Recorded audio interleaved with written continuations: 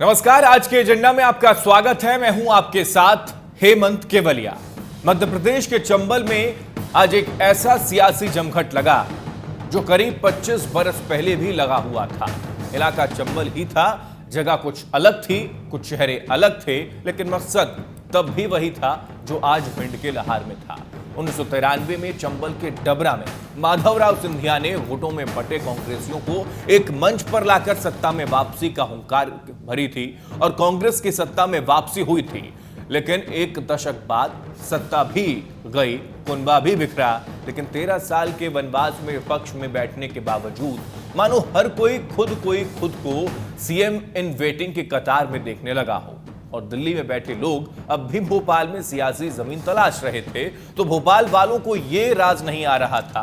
बहरहाल अब कांग्रेस के सामने 2018 की चुनौती है और चुनाव के 1.5 साल पहले से ही कांग्रेस में सत्ता को लेकर छटपटाहट नजर आ रही है। हालात ये हो चुके हैं कि 13 साल सत्ता से दूर रहने की वजह से कांग्रेसी दिग्गज गुटों में बंट गए थे, तो जमीनी कार्यकर्ता निराश और हताश भी हो चुके थे।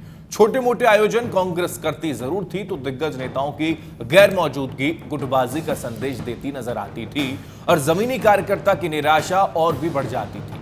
लेकिन लहार में किसान स्वाभिमान यात्रा के समापन पर आज सभी गुट निर्गुट दिखे। लेकिन क्या ये एकजुटता महज दिखावा है?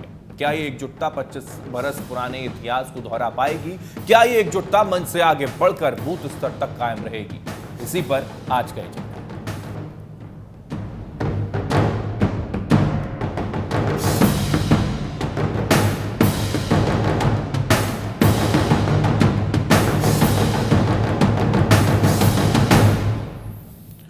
13 सालों से राजनीतिक वनवास झेल रही कांग्रेस एक बार फिर ग्वालियर चंबल की धरती के जरिए सत्ता में आने का रास्ता तलाश रही है।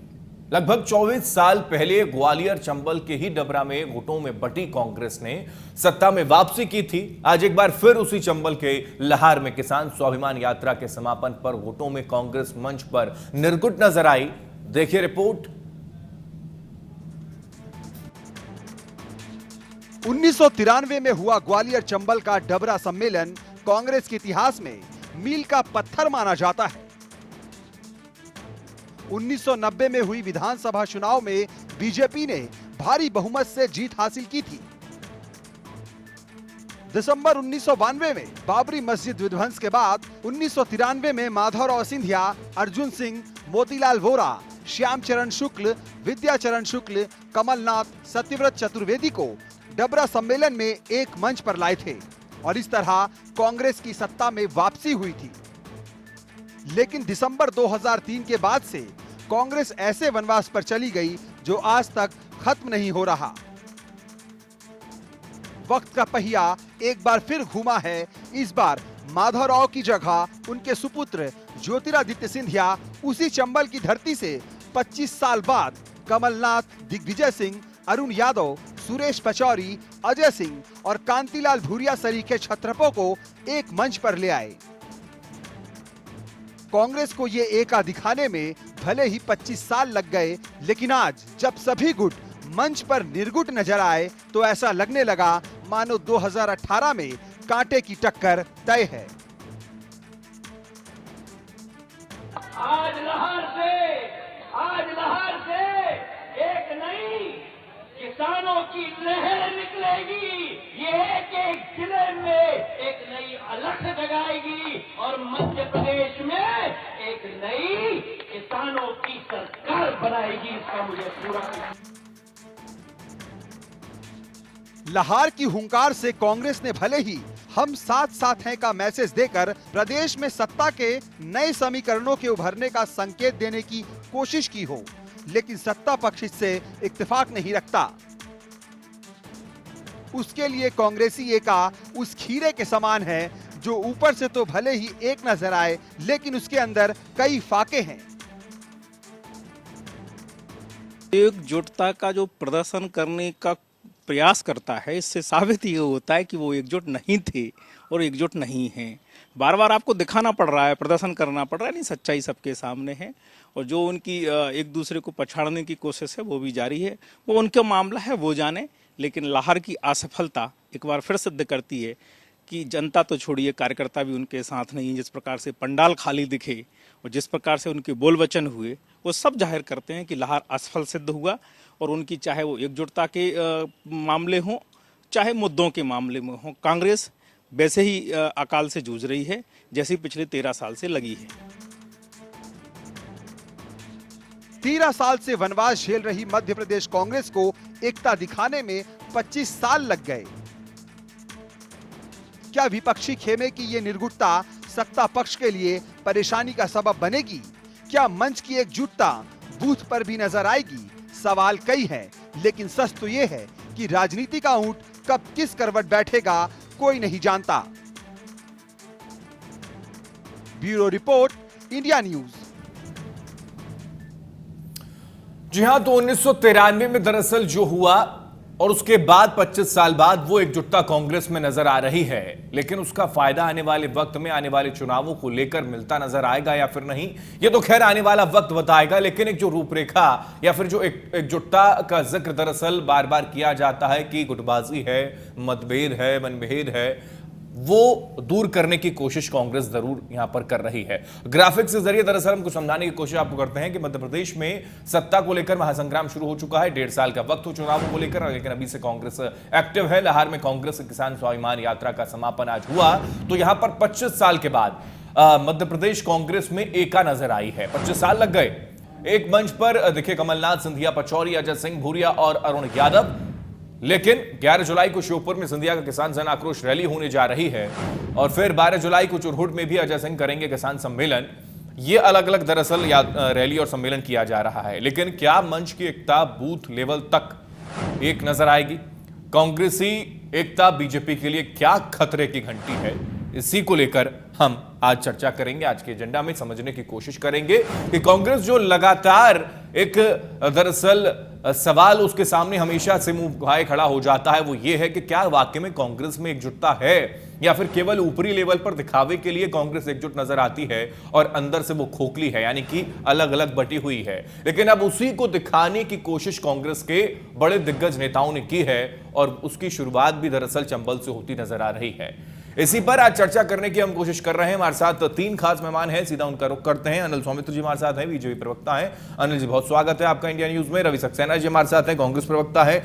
रवि जी आपका बहुत स्वागत है इंडिया न्यूज में। सतीश आलिया जी हमारे साथ हैं, वरिष्ठ पत्रकार हैं। सतीश जी आपका बहुत स्वागत है इंडिया न्यूज में।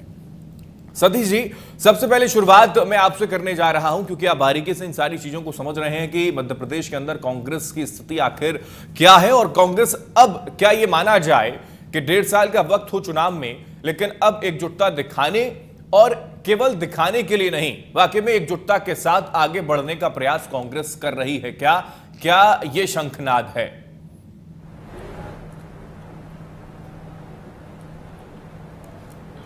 कांग्रेस के पास एकजुटता के अलावा कोई दूसरा रास्ता है भी नहीं है।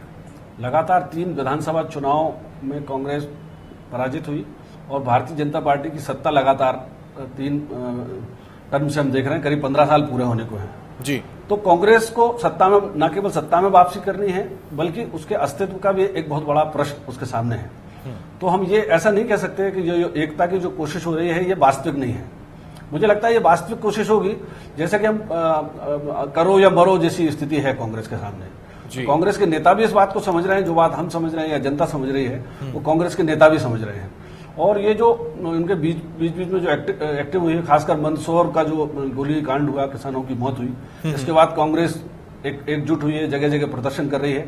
और कहीं ना कहीं मैं अभी ग्रामीण क्षेत्र से लौटा हूं, आज ही 2 दिन में रहा हूं ग्रामीण क्षेत्र में, तो लोग जो है जिसको हम कहते हैं पार्टी का कार्यकर्ता कह सकते हैं, वो भी कहीं ना कहीं एक उसके अंदर भी छटपटाहट है कांग्रेस के, कि कांग्रेस एक ताकतवर विपक्ष बने और सत्ता में वापसी करे जी।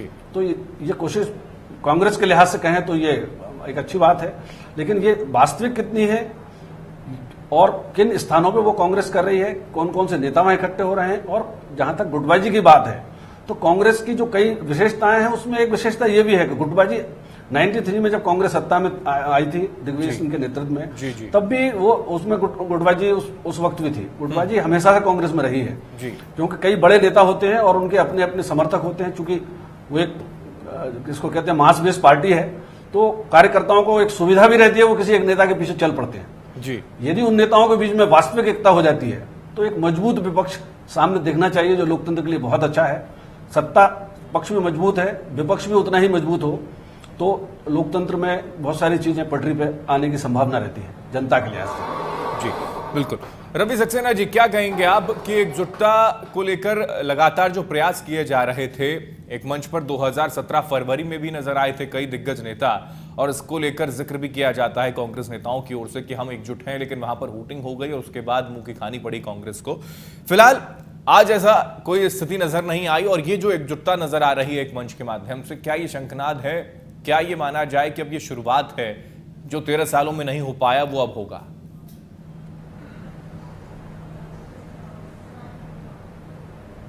निश्चित रूप से हेमंत, कांग्रेस पार्टी इस समय पूरी शिद्दत के साथ, पूरी मेहनत के साथ, पूरी ताकत के साथ अब प्रतिबद्ध है इस मध्य प्रदेश के इस कुशासन को उखाड़ फेंकने के लिए।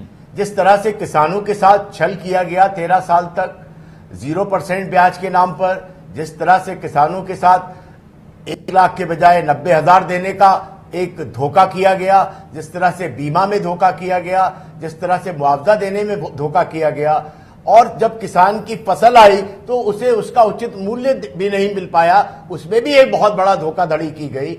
इस सबको लेकर कांग्रेस पार्टी ने किसान के साथ खड़े होकर आज एकजुटता के साथ अपना शंखनाद किया है। और निश्चित रूप से आने वाले समय में आप देखेंगे कि मध्य प्रदेश में ये जो भारतीय जनता पार्टी की नकारा सरकार है, अक्षम सरकार है, इस सरकार को हम उखाड़ फेंकेंगे। जी रवि जी, यहां पर एक सवाल यह भी खड़ा हो रहा है कि मौका भी है और दस्तूर है, इसका फायदा तो उठाना ही चाहिए। मंदसौर का जिक्र जैसा कि सतीश जी ने भी किया कि अब ये मुद्दे मिले हैं तो इसको भुनाने की कोशिश एकजुटता के साथ की जाए, तो क्या ये वजह है? इससे पहले भी कई मुद्दों को उठाने की कोशिश कांग्रेस ने की, लेकिन वहां एकजुटता नजर नहीं आई। अब चुनाव भी क्योंकि नजदीक हैं, अब नहीं करेंगे, जैसे कि करो और मरो की स्थिति भी है, तो इस वजह से भी यह स्थिति निकलकर सामने आ रही है कि अब तो आ जाओ मंच पर।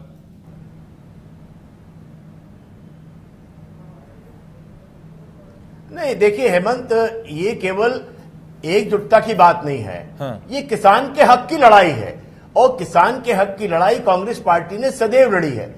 आज से नहीं, जब स्वतंत्रता संग्राम आंदोलन था तब से हम किसान की लड़ाई लड़ रहे हैं, मजलूम की लड़ाई लड़ रहे हैं, गरीब की लड़ाई लड़ रहे हैं, दलित की लड़ाई लड़ रहे हैं, पिछड़े व्यक्ति की हम लड़ाई लड़ रहे हैं, और चाहते हैं कि जो देश की मुख्य धारा है उसमें सबको बराबरी का स्थान मिले, उनको जीने का अधिकार मिले, और यही सारी चीजें लेके हमने संविधान भी बनाया। और पर जिस तरह से भारतीय जनता पार्टी की जब जब सरकारें आती हैं तब आप देखते हैं कि किसान के साथ छल किया जाता है, दलित के साथ छल किया जाता है, पिछड़े के साथ छल किया जाता है, गरीब के साथ छल किया जाता है, मजदूर के साथ छल किया जाता है, और अमीरों और पूंजीपतियों को साथ में लेकर वो चलते हैं, उनके भलाई की बात करते हैं। तो ये कांग्रेस पार्टी इस समय अगर खड़ी हुई है मध्य प्रदेश में, हमारे सारे नेता जो एकजुटता के साथ आज यहां आए हैं, तो उसका एक सबसे बड़ा संदेश यह है कि जो किसानों के साथ धोखाधड़ी की गई है, उसके सीने में गोली मारी गई है, उसको जिस तरह से धाराशायी किया गया है, और जिस तरह से उसके ऊपर लगातार ये भारतीय जनता पार्टी की अक्षम और नकारा सरकार, अक्षम सरकार जिस तरह से उनके साथ धोखाधड़ी कर रही है, कांग्रेस पार्टी ये होने नहीं देगी। आप देखें, विगत 25 दिन के अंदर 55 किसानों ने आत्महत्या की है, और 11 किसानों ने बुधनी क्षेत्र में आत्महत्या की है, जो कि मुख्यमंत्री जी का क्षेत्र है। 8 किसानों ने विदिशा के अंदर आत्महत्या की है, जो कि माननीय सुषमा स्वराज जी का संसदीय क्षेत्र है जी। सुषमा जी 2 दिन पहले राष्ट्रपति जी को लेकर यहां आई, मुख्यमंत्री जी राजधानी में मौजूद हैं, पर किसी किसान के घर संवेदना व्यक्त करने के लिए नहीं गए, और ये कहते हैं कि हम किसान हितैषी सरकार हैं। मैं किसान पुत्र हूं। क्या किसान पुत्र ऐसा ही होता है?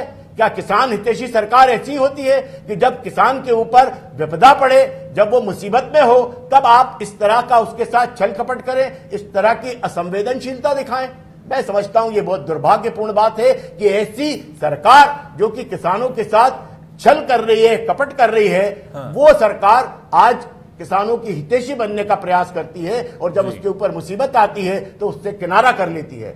मैं समझता हूं यही हमारी लड़ाई है और सारे हमारे जो नेता हैं पूरी एकजुटता के साथ आज किसान के साथ खड़े हुए, मजदूर के साथ खड़े हुए, दलित के साथ खड़े हुए और महिलाओं और युवाओं के साथ खड़े हैं, जिनके साथ की ये सरकार लगातार छल कर रही है, कपट कर रही है। बिल्कुल रवि जी लौटूंगा। अनिल जी क्या कहेंगे आप? अब तो एकजुटता के साथ एक मंच पर नजर आ गए, इसको लेकर कई मर्तबा आप कटाक्ष करते नजर आते थे कि एक मंच पर कोई भी नेता नहीं है, अब तो एकजुट हैं।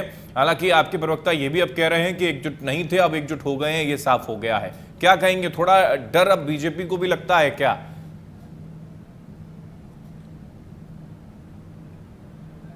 नहीं हेमंत जी, हम डर में नहीं हैं। हम चुनौती और समस्या जो है उसके निदान करने में भरोसा रखते हैं बजाय डरने के। रवि सक्सेना जी कांग्रेस के एक अच्छे प्रवक्ता हैं, इस नाते वो बातें अच्छी अच्छी कर रहे हैं, ये बात सही है। और कैमरे के सामने तो हमको भी अच्छी अच्छी बातें करना ही पड़ती है। तो प्रवक्ता के नाते रवि जी की बातों से मैं संतुष्ट हो सकता हूं। लेकिन कांग्रेस की अपनी स्थिति क्या है? वो घंटी तो है लेकिन बज नहीं रही है। और आप देखिए, एकजुटता कोई दिखाने की चीज नहीं होती कि कैमरे के सामने और मंच पर आप एकजुटता दिखाएं, हाथ पकड़ के एक दूसरे का ऊंचा उठाएं, इससे एकजुटता होती नहीं है। अगर एकजुटता होती तो कांग्रेस कोई आंदोलन कर रही होती। आंदोलन कहां है पूरे प्रदेश में, आप बताइए।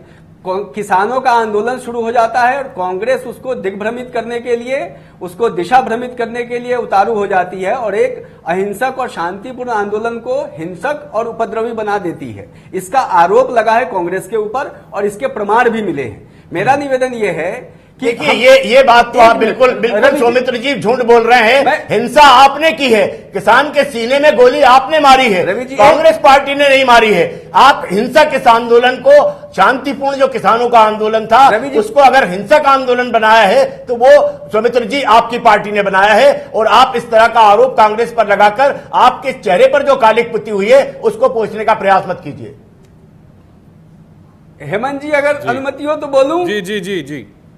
मेरा निवेदन यह है कि हम कभी भी ये शुभकामना तो दे नहीं सकते कि कांग्रेस सत्ता में आए। हाँ, इतनी शुभाकांक्षा जरूर कर सकते हैं कि कांग्रेस एक सशक्त विपक्ष बने। और अच्छा और सशक्त विपक्ष अगर सक्रिय विपक्ष होगा तो निश्चित तौर पर उससे जन कल्याण होगा, मध्य प्रदेश की जनता का भला होगा।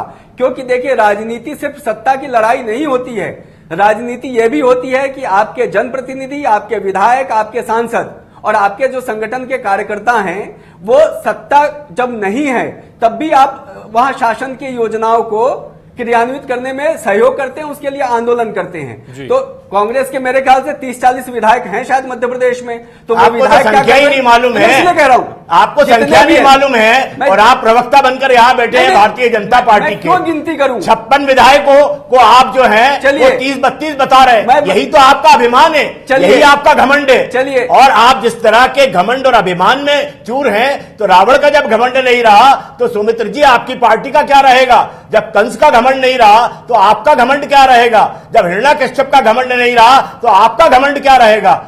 ये सोचिए, ये जनता है, इसने आपको चुन के भेजा है, ये किसान है, इसने आप पर भरोसा किया और आप उसके साथ इस तरह का व्यवहार कर रहे हैं और कांग्रेस पार्टी पर इस तरह की बात कर रहे हैं। मैं समझता हूं इससे ज्यादा दुर्भाग्यपूर्ण बात कुछ हो नहीं सकती है। मुझे रवि जी की बात पर कुछ नहीं कहना है। वो देखिए, आरोपी पार्टी है तो आरोप तो लगाएंगे, उनका काम ही आरोप लगाना। आपको विपक्ष की संख्या कितनी है यही नहीं मालूम, कांग्रेस सवाल तो खड़े करेंगे ही रवि जी। मैं इसीलिए तो यही मैं कह रहा हूं, इसीलिए मैंने शुभकामना व्यक्त की कि अगर मेरी गणित गड़बड़ है तो ये थोड़े और सशक्त हो जाए, 56 से 60 हो जाए, कोशिश करें। लेकिन मेरा निवेदन ये है, मैं अभी भी कह रहा हूं मेरी गणित थोड़ी कमजोर है, तो मैंने मान ली इनकी, रवि जी की बात, मेरे बड़े भाई हैं, इनकी बात मैंने मान ली, 56 विधायक हैं, मैंने अपनी गलती स्वीकार कर ली। मेरा निवेदन यह है कि ये 56 विधायक भी अपने अपने क्षेत्र में कुछ सकारात्मक काम कर सकते हैं, प्रशासन की, सरकार की योजनाओं को जनता तक पहुंचा सकते हैं। क्योंकि हो सकता है उस क्षेत्र में भाजपा को भी वोट मिले होंगे, कांग्रेस को वोट मिले, जिसके कारण इनके विधायक जीत के आए। तो उस जनता के प्रति भी तो विधायक की एक जिम्मेदारी होती है। हम आपके झूठ को, आपके घपलों को, आपके घोटालों को जनता के बीच में लेके जा रहे हैं, सिर्फ उजागर कर रहे हैं का- कि आपने इस प्रदेश की जनता के साथ झूठ बोला है, उसके साथ छल किया है, हर चीज में आप भ्रष्टाचार और हेमंत घोटाले जी, कर रहे हैं। जी हेमंत चलिए जी, ठीक है सिर्फ अनिल जी, विपक्ष का अनिल जी ये आपके काम तमाम नहीं सवालों को होता आगे ले है। जाएंगे, रवि जी से भी चर्चा करेंगे, लेकिन फिलहाल यहां पर एक वक्त है ब्रेक का, ब्रेक के बाद इस चर्चा को आगे बढ़ाएंगे।